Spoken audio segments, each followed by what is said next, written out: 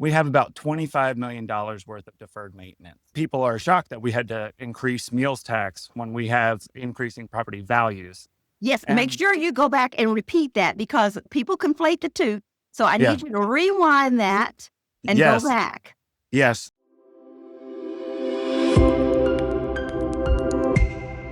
Hello, and welcome to Civic Pulse, politics and everyday life. And my special guest today is Councilman Peter Volosin. Do you want to introduce yourself, Peter, to our audience?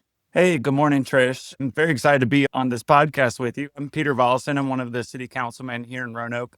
I've been serving for the past 3 years, and I'm a realtor, urban planner, and really, I'm a Roanoke native. So I'm really excited about what we've got going on in the city and excited to talk with you about what we're going to be doing here in Roanoke in the future.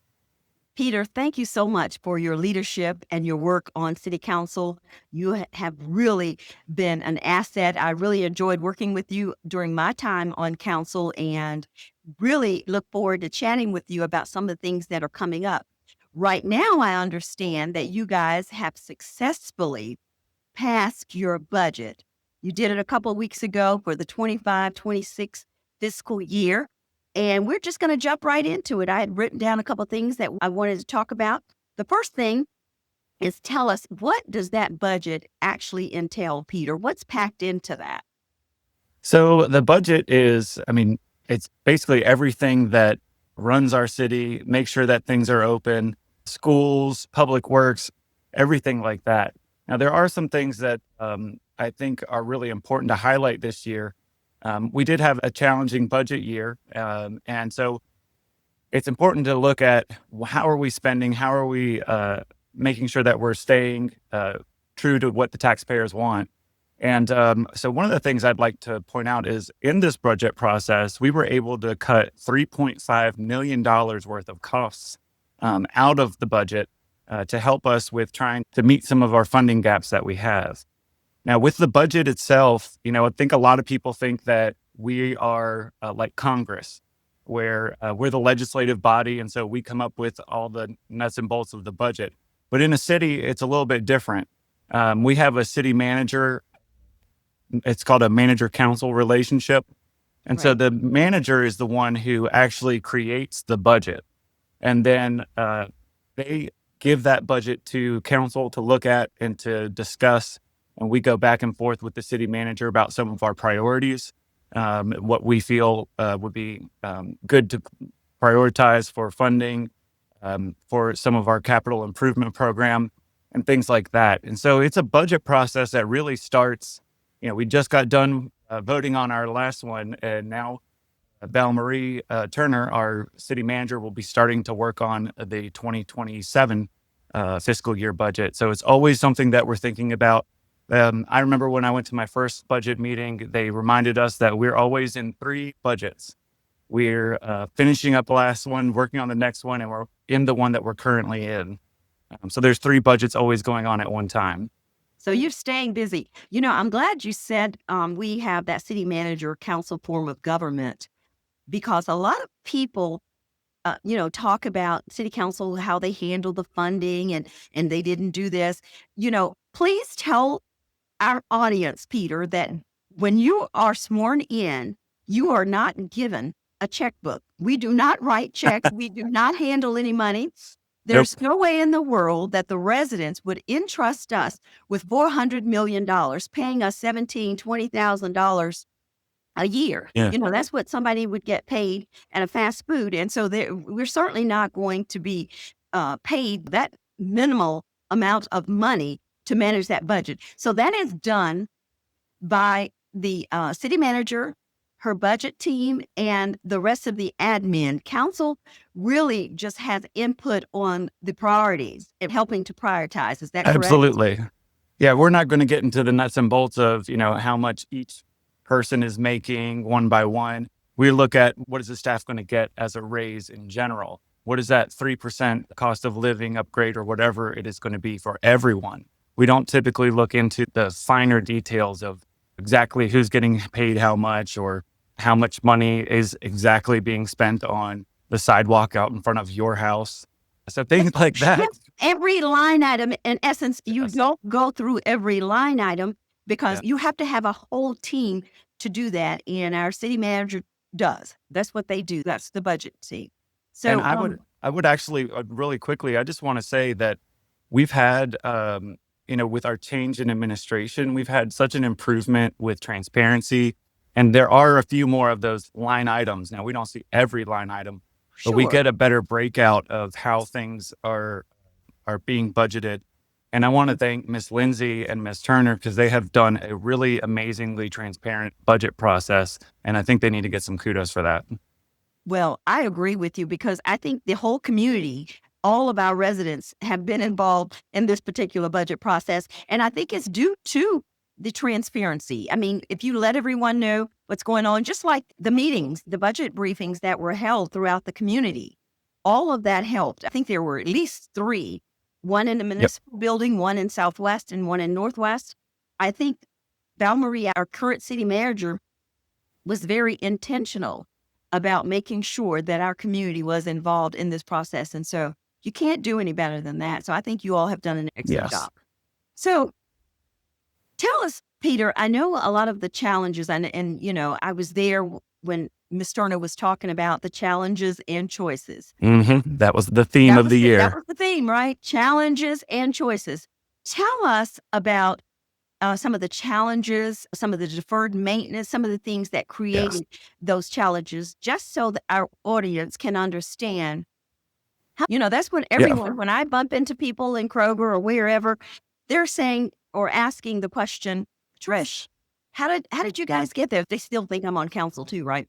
So how Yeah. did you guys get there? And I said, hey, look, it's a long story. It comes from decades of deferred maintenance, et cetera, et cetera. Peter, unpack that for us. Yeah. You kind of hinted at it. It's come from, I think, years and years of deferred maintenance, of not keeping up with wages, not keeping up with our neighbors' wages. There are several different things. I mean, when we look at the deferred maintenance, we have about $25 million worth of deferred maintenance. And, a lot of people are shocked that we had to increase meals tax when we have increasing property values. Yes, make And sure you go back and repeat that because people conflate the two. So I yeah, need you to rewind that and go yes, back. yes. So a lot of people are wondering, why are we having to raise the meals tax and having budgetary issues this year when we have property values that have been increasing? And, I think part of that goes back to previous administrations, a lack of transparency. We also used to use, it was called budgeting for outcomes, which you could see like where you didn't have a department based line items, kind of like we do this year. You had an outcome of reducing gun violence, and that money would be in the police department, it would be in social services, it would be in a bunch of different places. And so that made it a little harder for council to be able to understand exactly where funds were going.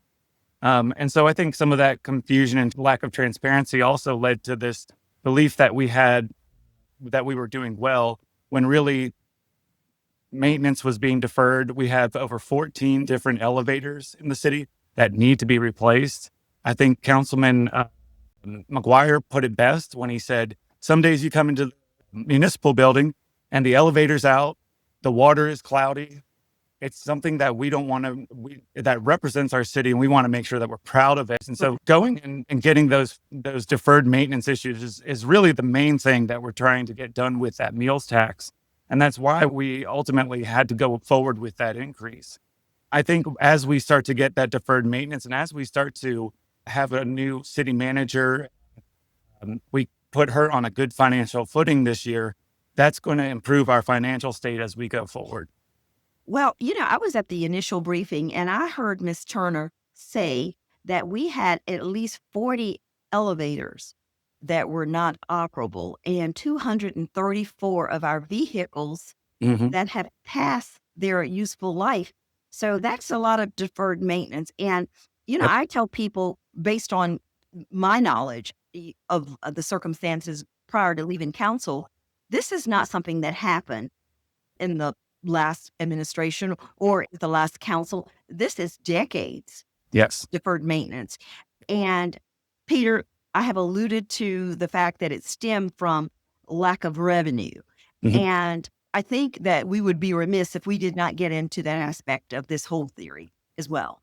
Yeah, I mean, I think um, when I look at Roanoke City, I look at our population, and I know that it hasn't really, we've stuck around 100,000 for probably about the last 50 years at this point. And our costs are increasing. Inflation is increasing. These tariffs are now going to be another increase in our costs because we use things like steel, aluminum. A lot of our stuff for the city is construction costs. And so those tariffs and everything going up is really, it, when you have a tax base that is the same population, then all you're doing is you're taxing that same number of people more money in order to try and keep up with inflation and those things. And that's why it's important that we focus on economic growth and affordable housing and making sure that people are able to live in the city, because each person that moves into the city makes it one less person to divide that increasing cost by. I think a lot of people miss that whole concept, and I'm glad you took the time to explain that because we have been at roughly 100,000 in this city for decades. It teeters between, 198, 101. I don't know that we've ever gotten to 105 as long Yeah, as I I don't think so. I don't think so either. And I'm also glad you touched on the cost. Post COVID, remember you were on council, how Yeah. much we budgeted for the bridge? I Yes. can't remember exactly. Was it in the 20s, 20 some million or whatever? Yeah. I think the price increased by 20 million, if I'm not. Yes. And so So, we had to, I remember at that time we had to scramble, and thankfully we got help from Virginia Department of Transportation. They came in with $10 correct. million. We still had to pay for part of that increase. And I remember when we were looking at Eureka Park, when we first started looking at Eureka Park, the renovation of the recreation center there, we had much grander plans. And once the inflation started to hit, that's when we really had to say, okay, well, we got to take a step back and value engineer this more than we would have liked to.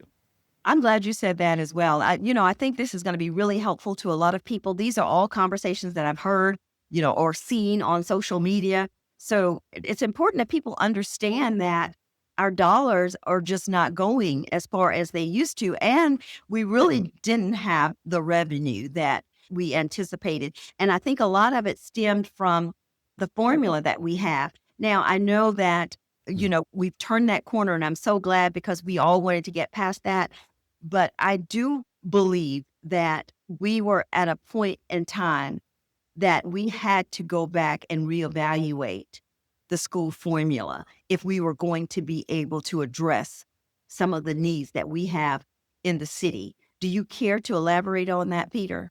Yeah, absolutely. And that's been a big part of this budget year's discussions. We have a new council, we have a new city manager, so they're looking at things differently than maybe in the past. But what we normally do as a city is we give 40%, most of the taxes that we get locally go directly to our schools. Once this went into effect back in 2011. And since then, what was happening was the school board was, we kind of had this tacit agreement that the school board would manage their own funds. And So, I would note passive agreement. There was nothing ever in writing, from my understanding. I don't think anybody's yes, found anything yet. there is nothing in writing that says this. And so that's why things are starting to change a little bit, because people are realizing this was never really a thing. So the schools were allowed to manage their fund balance. So then they built up over time about $61 million worth of unassigned funds that they've had left over in the year. Now, we've learned recently that the state code actually doesn't allow for that. What it says is at the end of every year, any funds that are not used have to be returned to the locality, the city, and then have to be reappropriated. So we would then have to allow them to use that money. So what was happening before is no longer allowed to happen, because money has to be appropriated by the city. Otherwise, if that money is used, it could be, some financial issues with doing that. And And that's so, per the state code. yes, That yes, that is that's the per the state state code. code. And the state code trumps our policy. And for a while, we had been letting that policy kind of run things, and that passive agreement, because like you said, there is nothing in writing that says that we had to allow them to keep those funds. So that's where we got a lot of this. There's a lot of confusion about how much money the schools are getting and things like that. And that's part of why we were able to, in our budget, do level funding, because we know that there's a balance that's in the schools. And so we're going to reappropriate. So when Dr. White came into council in March and said, this is what we need, this is our needs-based budget. And, we said, okay, well, that's great. Right now we're having some financial troubles. And so we're going to do level funding at $106 million. That left about a $6.7 million gap between what we were going to fund and what the schools were requesting. And so what we're doing now is we did the level funding from the city, and then the $6.7 million will be reappropriated by council from that fund for the city schools to use. So we have kept up with the by using that fund balance this year, which is a rainy day fund, as they call it. I'd say this is a pretty rainy day. And so that's why we're going to be using that, as city council is going to be using that to make the funding gap up. And, it's important as well for our audience to know that you all really delivered on the request for the needs-based budget. So you Yes. funded the schools per Dr. White's request. So hopefully that does not impact anybody's job or any of the programs, because it's the same funding pretty much that they have gotten in the past. And we know things increase and there's increase in services, et cetera, et cetera. But for the most part, this is what she asked for, and you all did deliver that. Because I've heard from a lot of people who work for the school saying, I may lose my job. Well, that would be up to the superintendent and the administration. But as far as funding, Yep. you all made sure that Dr. White was given what she had requested in her needs-based budget. So I'm Exactly. really glad to hear that. And I think that's why everybody is calmed down. And I Mhm. think we've done the right thing. So that's really good to hear. Anything else you want to add on Yeah. that? I would just say that schools have always been our priority Sure. on city council. Schools and public safety are the two biggest things we do as a city. And, I get the anxiety that it creates when we're doing these things, but we are always focused on schools and making sure that we're getting our students the best that they can. I remember when I went to school in Roanoke City Public Schools, and I had great opportunities, and I'm excited to see how many more opportunities students have these days. And that is because we have been funding this appropriately.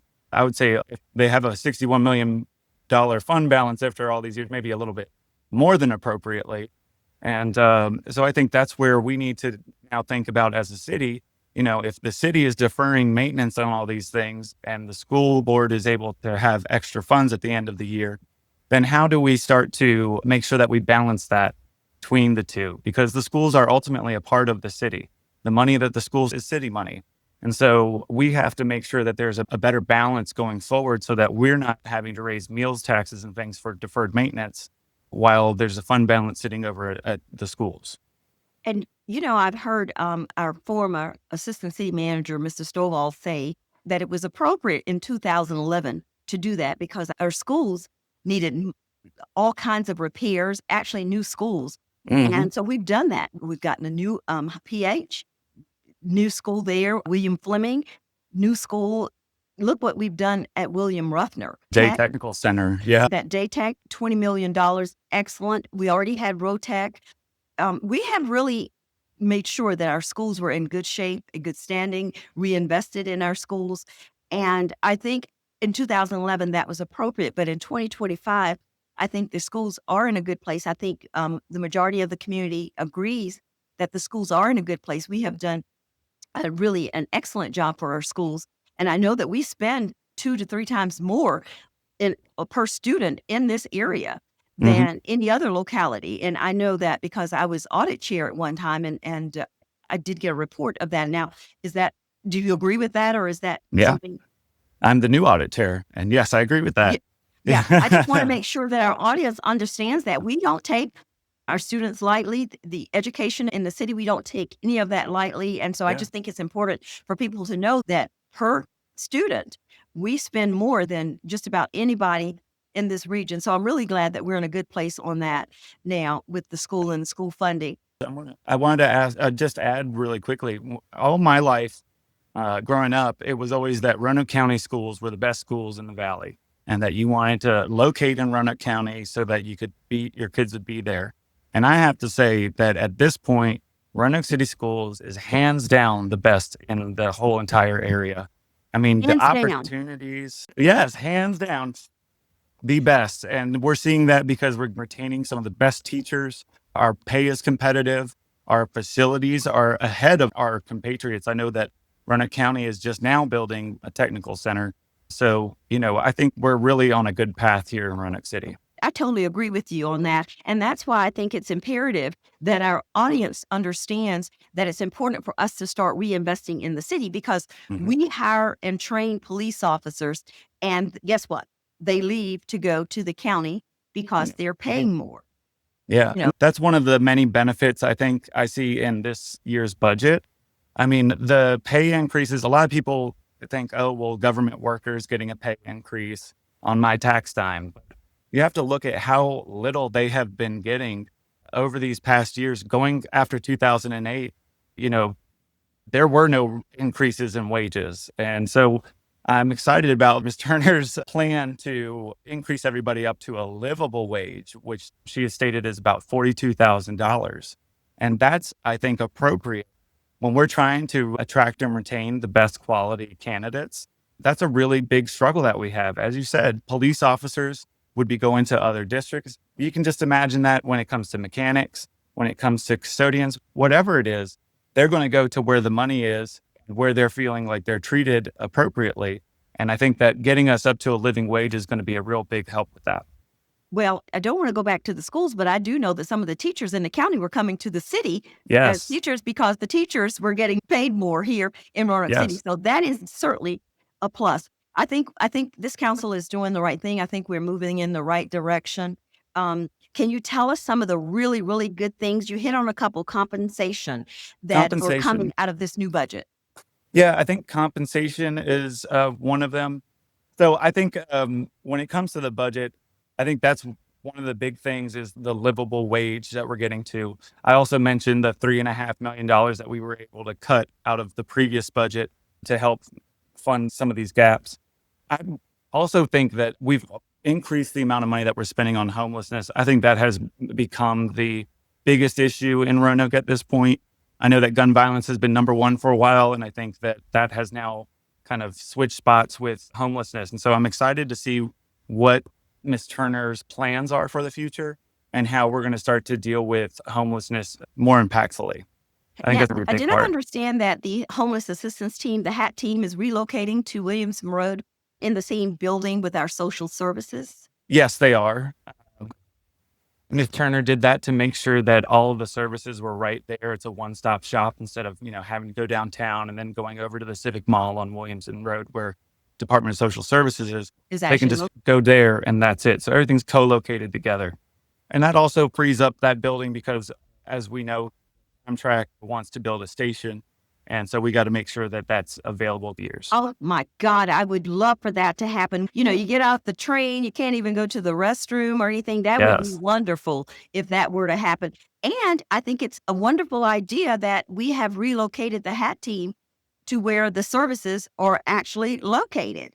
It just Yes. makes perfect sense. And kudos to Ms. Turner for doing that. The only other thing that I would like to hear more about are the community investments, because people don't Mhm. realize how much we actually invest in the community. So this is a part of that budget. I understand that there's going to be some grant money or some funding for some community programs to continue with that.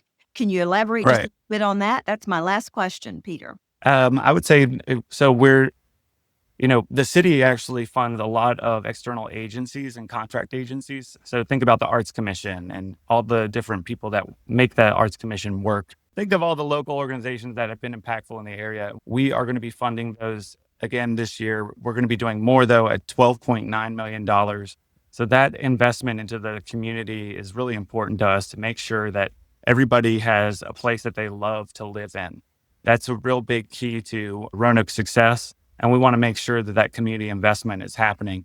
We're also putting a bigger subsidy into Valley Metro. The MetroFlex program has been incredibly successful. And with that increase in population using it means increase in costs. And we're excited to be expanding how much we're giving to Valley Metro because of the expanded service. That's a huge deal. I was on council when the Greater Transit Authority, I think you were on that board, that commission, and at the time, Vice Mayor Cobb, now Mayor Cobb, were trying to get that on the ground, and you've done it and it's successful. And I'm just really happy to hear that. I'm also happy to hear about our electric buses gliding through town. Yes. That's really exciting. So, well, thank you Yes. so much, Peter, for taking the time to unpack all of this for us and to break down the budget. You've passed it. You're moving on to the next cycle. And like you said, It's it never yep. stops. Now you're working on the 26-27 budget. And I'm sure there's a lot to be said about that. I hope you will come back again and keep us updated. And thanks again for joining us here on Civic Pulse, Politics, and Everyday Life. Thanks for having me, You're Trish. back here.